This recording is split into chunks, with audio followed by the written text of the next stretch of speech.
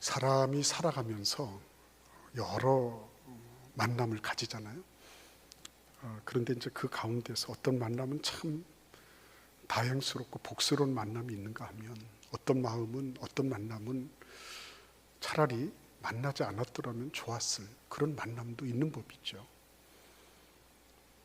그런데 오늘 우리는 참 놀라운 만남을 보게 됩니다.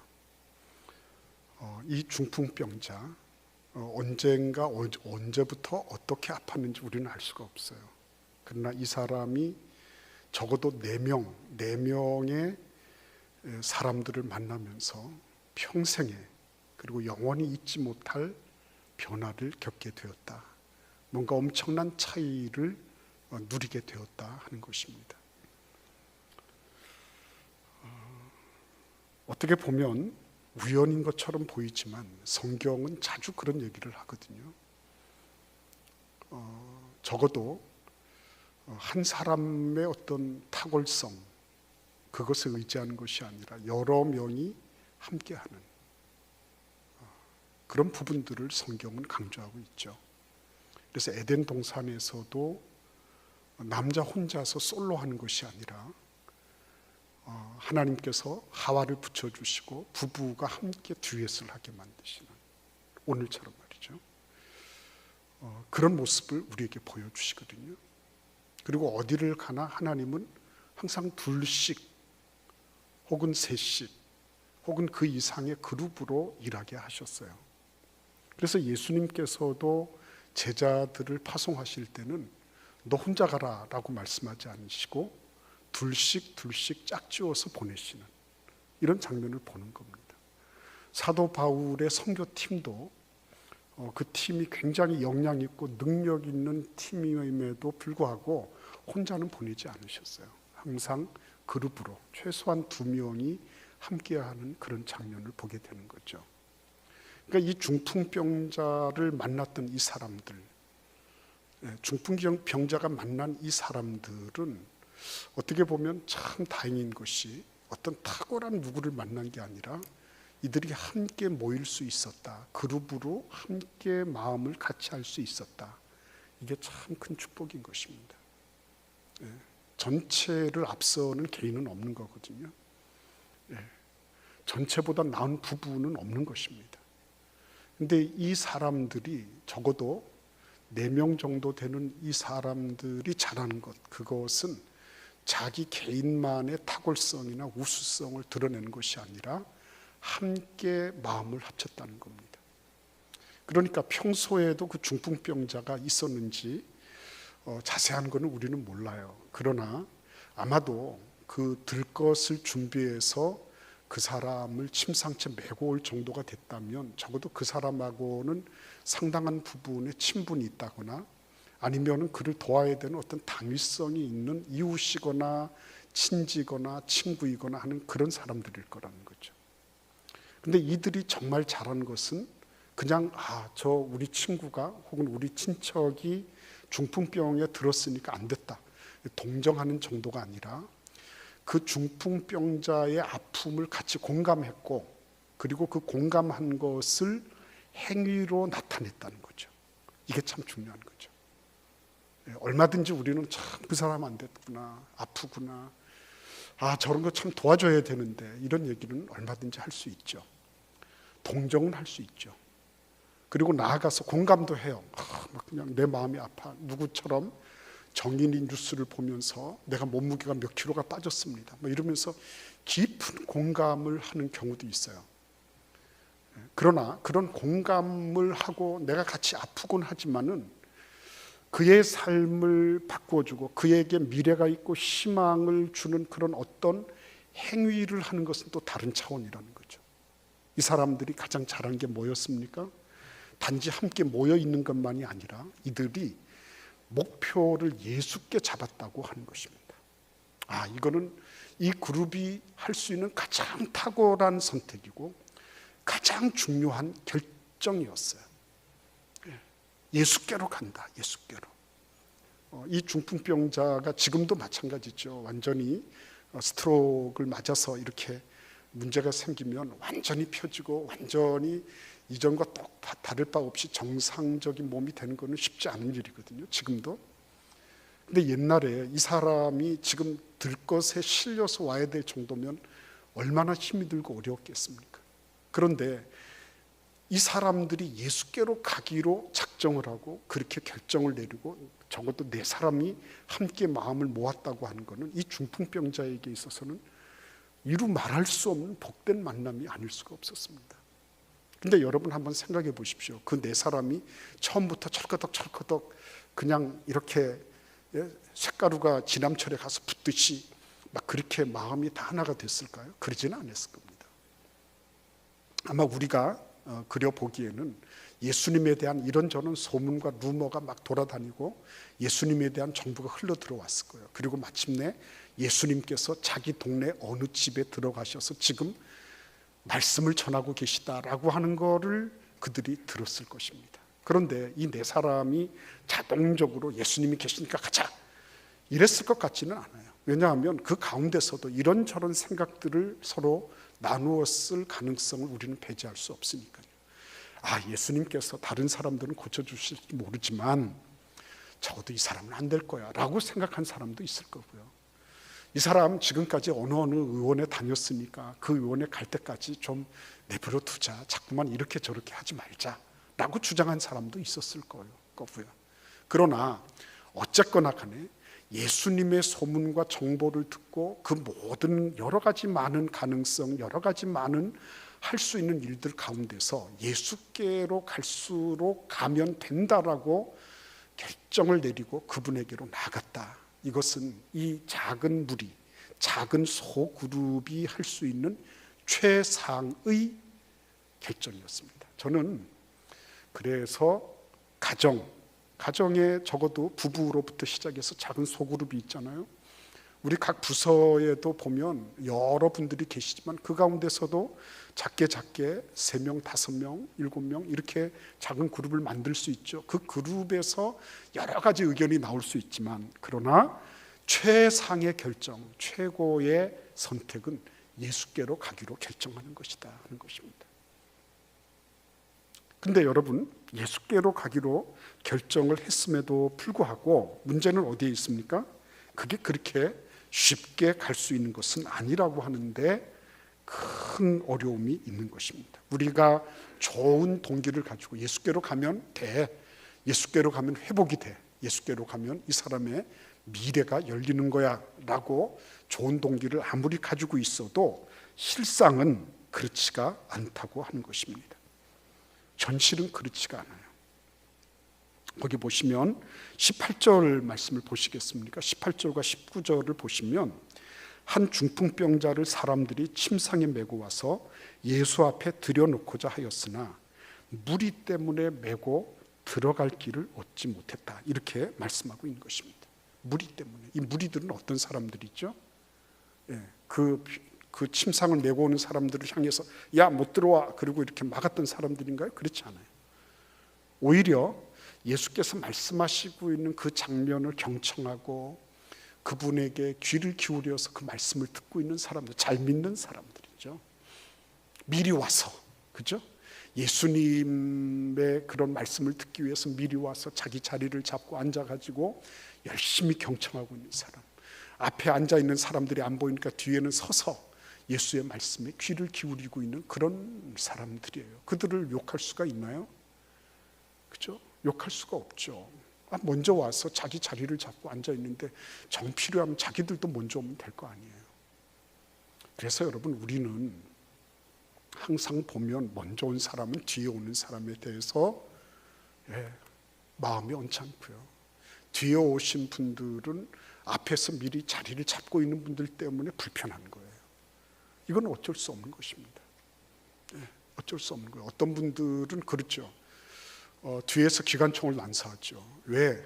너희들 때문에 예수께 못 간다는 거예요. 그래서 내부 총질을 합니다.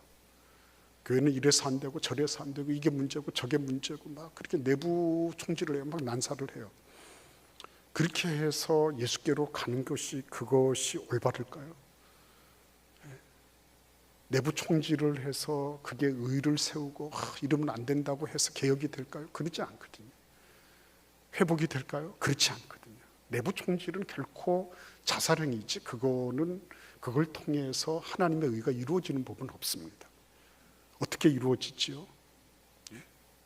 예수께로 나아가는 거예요. 그분도 만나고 나도 만나는 거예요. 그리고 특별히 먼저 오신 분들은 뭐를 해야 되죠? 뒤를 좀 볼 줄 아는 게 필요한 거예요. 내 뒤에 오는 분들이 있을 수 있다는 거를 염두에 두는 게 필요한 겁니다. 그래서 늘 자리를 열어놓고 있으면 참 좋겠지만요. 제가 갈보리 채플에 간 적이 있습니다. 코스타 메사라고 캘리포니아의 그 척 스미스 목사님 계실 때 그때 갈보리 채플 간 적이 있습니다.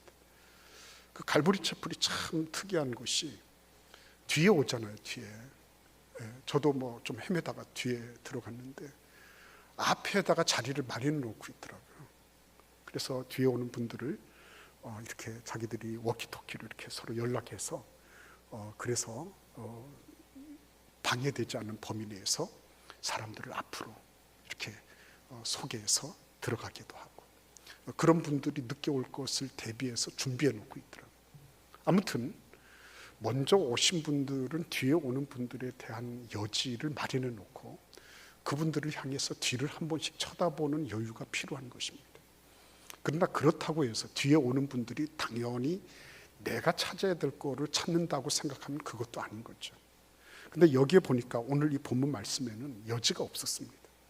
전혀 입추의 여지 없이 사람들이 예수께 집중하고 있었고 이분들도 거기를 뚫고 들어간다고 하는 게 얼마나 힘든 것인지를 벌써 알고 있었어요. 그러니까 여러분, 예수께로 가겠다고 하는 좋은 뜻과 동기를 가지고 있다고 해서 모든 것이 다 풀리는 건 아닙니다. 그리고 내가 나보다 더 앞서 와 있어서 예수께로 가는 것을 방해하고 있는 그 사람들, 그죠? 그러니까 저는 그걸 뒤로 역산을 해서 생각을 해보면, 바꿔서 생각해보면, 나 때문에 뒤에 오는 분들에게 신앙생활에 지장이 초래될 수도 있겠구나. 그걸 생각하는 게 필요하다고 저는 여겼습니다.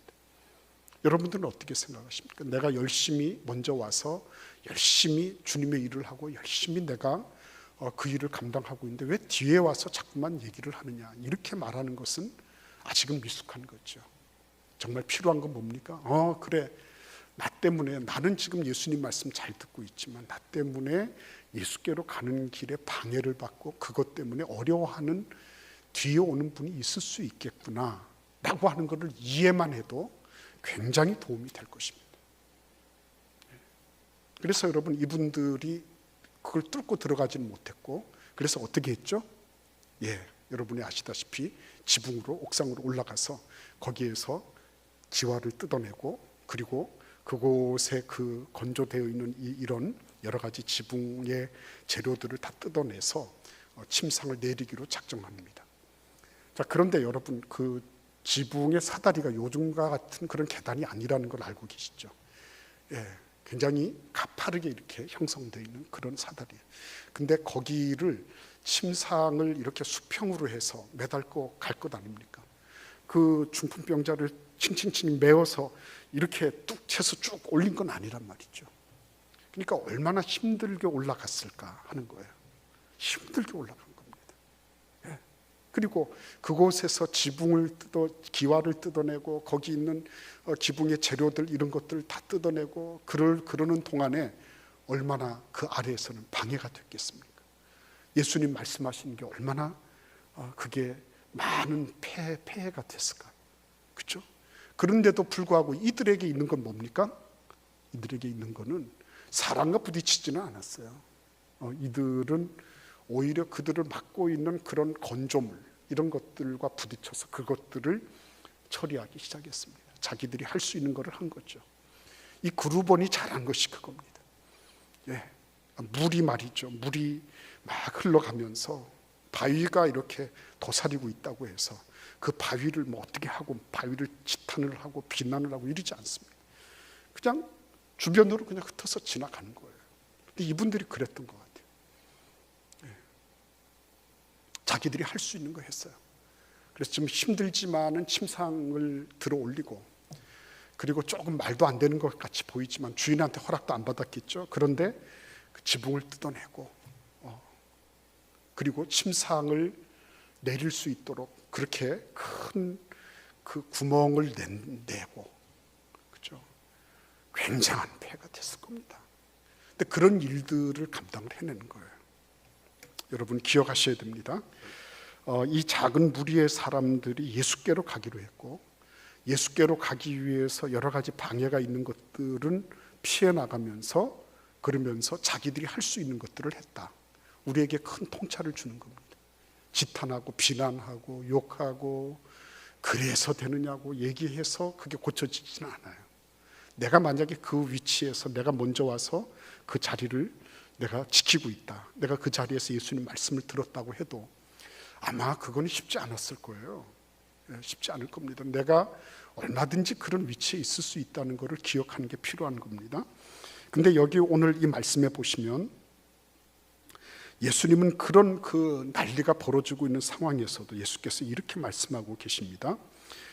병자가 침상째 무리 가운데 예수 앞으로 이렇게 쭉 내려오는데 예수님은 이렇게 말씀하세요. 20절 보시면 예수께서 그들의 믿음을 보시고 이르시되 이 사람아 내 죄 사함을 받았느니라. 저는 여기에서 너무 제가 가슴이 정말 정말 하나님 앞에 감사했어요. 그들의 믿음을 보시고 하는 장면. 그들의 믿음을 보시고, 그들의 믿음이에요. 이 중풍병자를 침상채 메고 온 그 사람들, 그리고 침상채 메고 오도록 허용한 그 중풍병자, 그들의 믿음을 보신 겁니다. 무슨 믿음을 보셨다 그럴까요, 여러분? 뭐 거기 가서 기도한 것도 아니고, 이 사람들이 뭐 믿음을 뭐 드러내는 무슨 의식을 치른 것도 아니고, 지금 한 거는 뭡니까? 예수께로 왔는데 늦어가지고 사람들 틈바구니로 못 들어가고 지붕 위로 올라가서 기와장 뜯어내고 하는 이런 번거로운 일들을 했던 그 사람들이에요. 그런데 예수께서 보신 것은 무엇입니까? 그들의 절차나 그들의 매너나 그들의 태도나 이런 걸 보신 게 아니라 예수께로 가겠다고 하는 그 일념, 그거를 믿음으로 보신 거예요. 저는 이 부분이 너무 제가 가슴이 아팠습니다. 뭐 가리고 이거 챙기고 저거 하고 복잡다단하게, 그게 아니라 예수께로 가면 된다는 거예요. 근데 예수님께서 그거를 그냥 있는 그대로 다 받으시는 겁니다. 네가 그게 무슨 매너냐? 이게 무슨 무리한 짓이냐? 너희들은 그런 매너 정도가 하나도 없냐? 생각이 없냐? 이렇게 하지 않으셨어요. 너희들이 나한테 올 때 히브리어 헬라어를 하냐? 너희들이 유대의 율법을 알아서 그렇게 하는 거냐? 이런 소리도 하지 않았어요. 너희들이 기도를 하고 금식을 며칠간 하고 나를 만나러 왔느냐? 이렇게 하지도 않으셨어요. 말도 안 되는 것 같지만, 그러나 예수께로 오고자 하는 그 오로지 한 그 마음, 그걸 예수님은 믿음으로 받으셨습니다. 믿음으로 받으셨습니다. 오늘 우리는 진지하게 물어봐야 됩니다. 나에게는 그런 게 있나? 나는 이것저것 다 가리고 이것저것 다 되고 이런저런 조건들이 다 맞춰져야지 난 예수님께 간다고 생각할 것 같은데, 예수님은 이런 것 저런 것 없이 너희들이 나에게로 오는 것, 비록 서투르고 투박하고 비록 좀 잘 안 맞는 것 같고, 옛날에 우리 학교 다닐 때 연애당이라 그러면서 열심으로 갔던 친구들이 있습니다.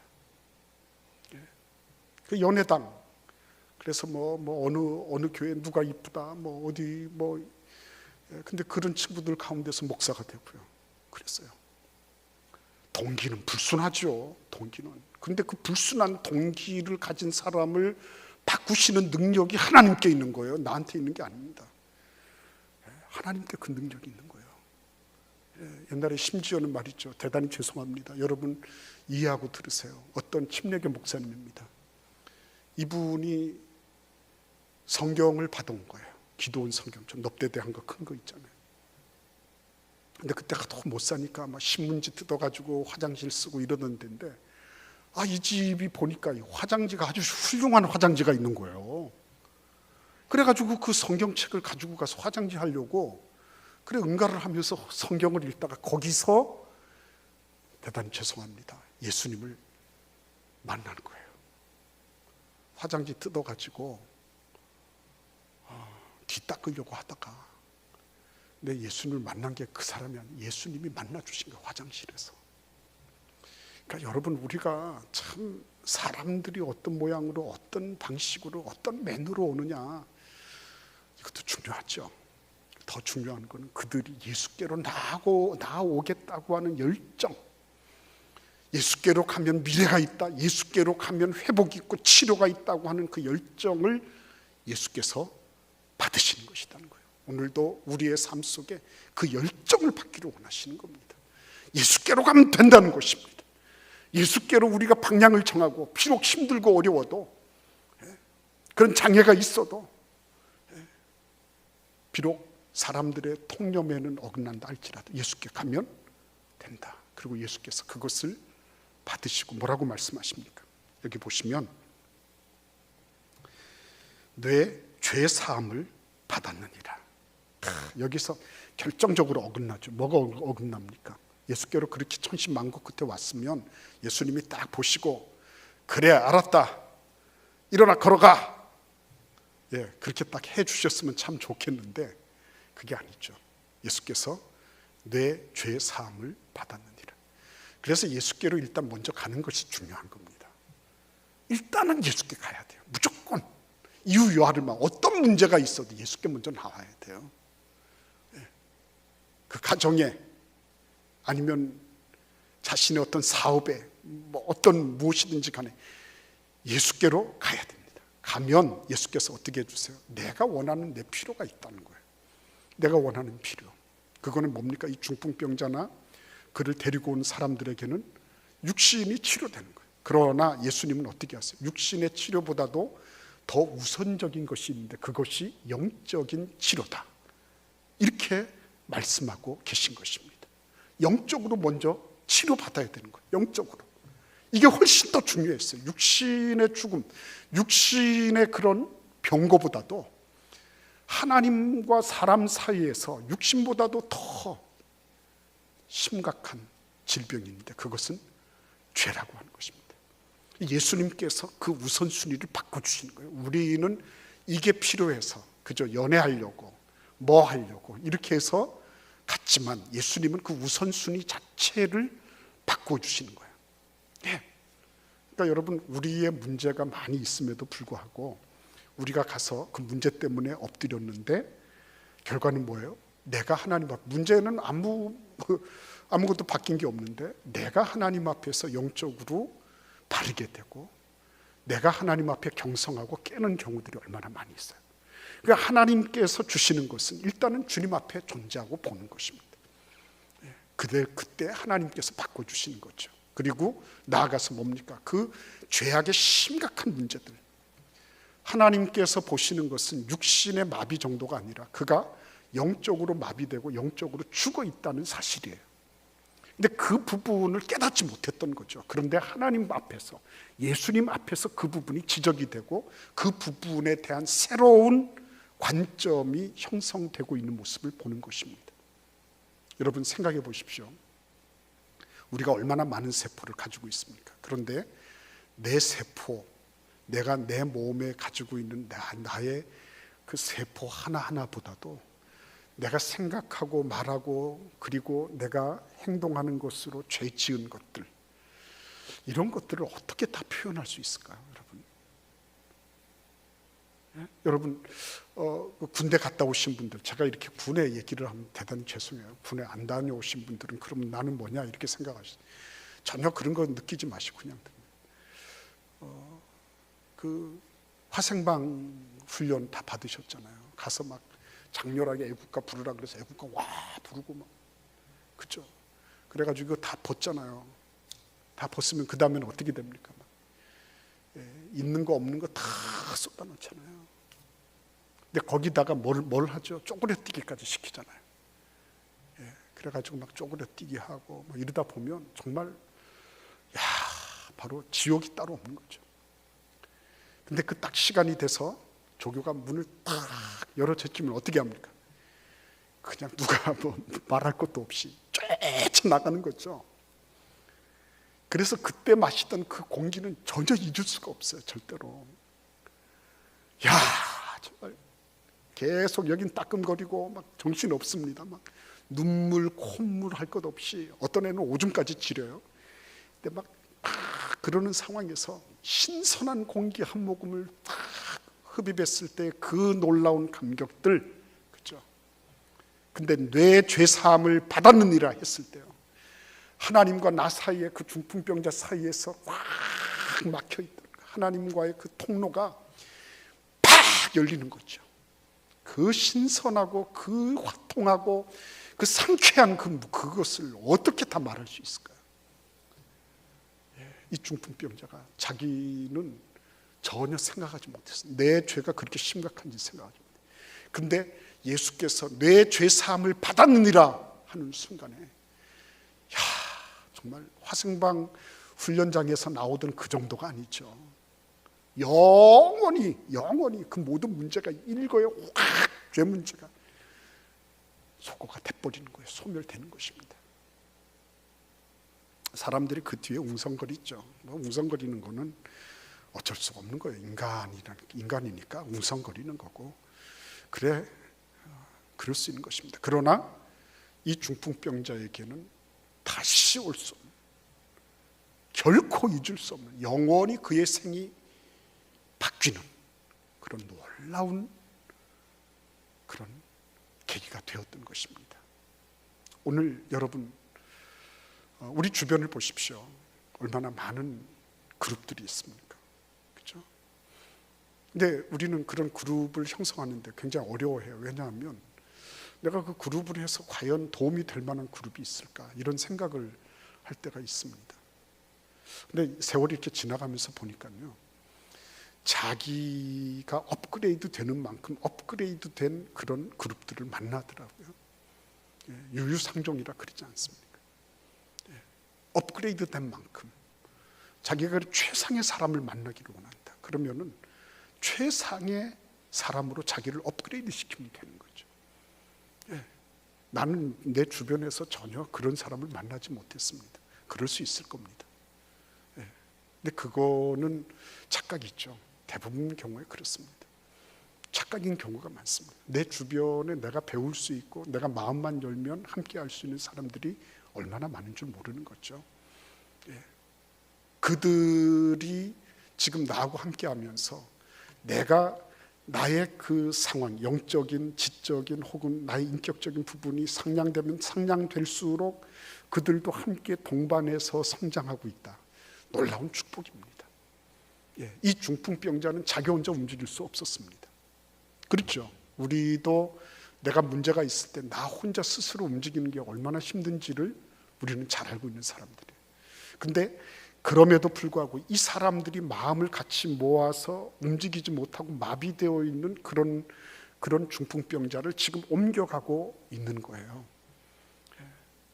여러분 꼭 생각하셔야 됩니다. 이게 단순하게 그냥 이렇게 어쩌다가 이 사람이 됐겠거니, 그게 아닌 것입니다.